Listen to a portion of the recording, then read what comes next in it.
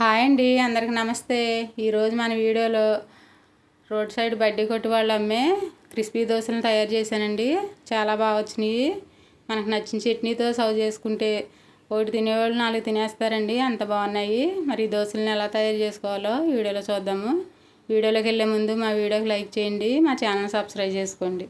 ఇంక లేట్ చేయకుండా వీడియోలోకి వెళ్ళిపోదాము. ఫస్ట్ గ్లాస్ కొలత పెట్టుకోవాలండి. ఇదే గ్లాస్తో అన్నీ కూడా తీసుకోవాలి. నేను 2 గ్లాసులు రేషన్ బియ్యం తీసుకున్నానండి. అలాగే ఒక పావు గ్లాసు మినపగుళ్ళు తీసుకుంటున్నాను. ఒక పావు గ్లాసు పచ్చెనపప్పు తీసుకున్నానండి. ఒక అర స్పూను మెంతులను తీసుకుంటున్నాను. ఇవన్నీ కూడా శుభ్రంగా కడగాలండి. 2-3 సార్లు కడిగి నానబెట్టుకోవాలి. ఇలా కడిగిన తర్వాత తగినన్ని నీళ్లు పోసుకుని ఒక 5-6 గంటలు నానబెడదామండి. నానిన తర్వాత మళ్ళీ చూపిస్తాను. 5-6 గంటల తర్వాత చూపిస్తున్నానండి. మంచిగా నాని కదండి. ఇలా నాన్న ఈ పప్పుల బియ్యాన్ని పక్కన పెట్టుకుని అటుకులు నానబెట్టుకుందాము. నేను పావు గ్లాసు అటుకులు తీసుకుంటున్నానండి. ఈ అటుకులను ఒకసారి కడిగి ఒక 5 నిమిషాలు నానబెట్టుకుందాము. ఈ అటుకులు నానిన తర్వాత గ్రైండ్ చేసుకుందామండి. అటుకులు నాని అండి, గ్రైండ్ చేసుకుందాము. ఈ పప్పులు బియ్యాన్ని వేసేసుకుని అటుకులను కూడా వేసుకుని గ్రైండ్ చేసుకోవాలి.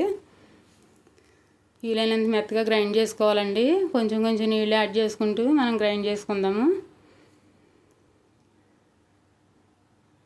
ఇలా మెత్తగా గ్రైండ్ చేసుకుని ఈ పిండిని ఏదైనా గిన్నెలో తీసుకుందామండి. ఇదే విధంగా మిగతా పప్పుల బియ్యాన్ని కూడా గ్రైండ్ చేసి తీసుకుందాము. ఇలా గ్రైండ్ చేసిన తర్వాత గరిటతో ఒకసారి కలుపుకుందామండి. పిండి మొత్తాన్ని కలుపుకుని 7-8 గంటలు పక్కన పెట్టేసి ఉంచుదామండి. మంచిగా పులిసి దోశలు బాగా వస్తాయండి. లేదు మీరు నైట్ పిండిని గ్రైండ్ చేసేసుకుని ఉదయానైనా దోశలు వేసుకోవచ్చు. నేను నైట్ రుబ్బానండి, ఉదయాన్నే చూపిస్తున్నాను.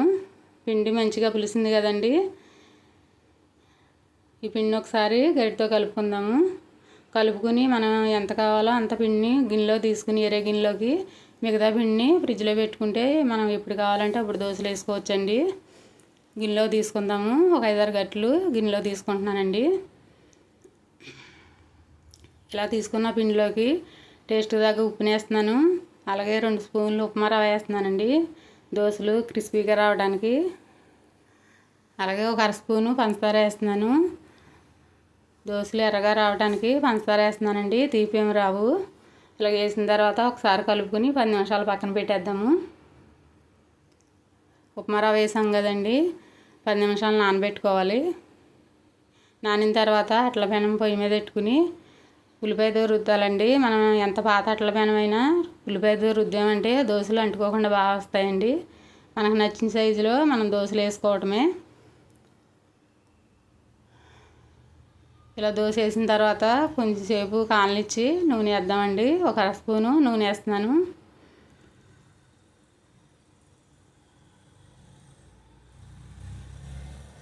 కొంచెం ఎర్రగా కాలిన తర్వాత రెండో వైపు తిప్పుతున్నానండి. రెండో వైపు తిప్పకపోయినా బాగానే ఉంటాయి. ఇలా తిప్పుకుని ఒకసారి కాల్చుకుని మనం సర్వింగ్ ప్లేట్లోకి తీసుకోవడమే. అలాగే మిగతా దోశలను కూడా వేసేసుకుందామండి. దోశలు ఇలాగ ఎర్రగా కాల్చుకుని తీసుకోవడమే.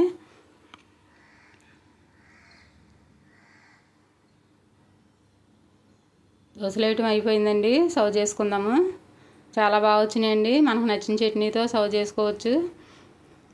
ఈ వీడియో కనుక మీకు నచ్చినట్లయితే లైక్ చేయండి, షేర్ చేయండి, మా ఛానల్ సబ్స్క్రైబ్ చేసుకోండి. మరి ఇంకా మంచి వీడియోతో మళ్ళీ కలుద్దాం.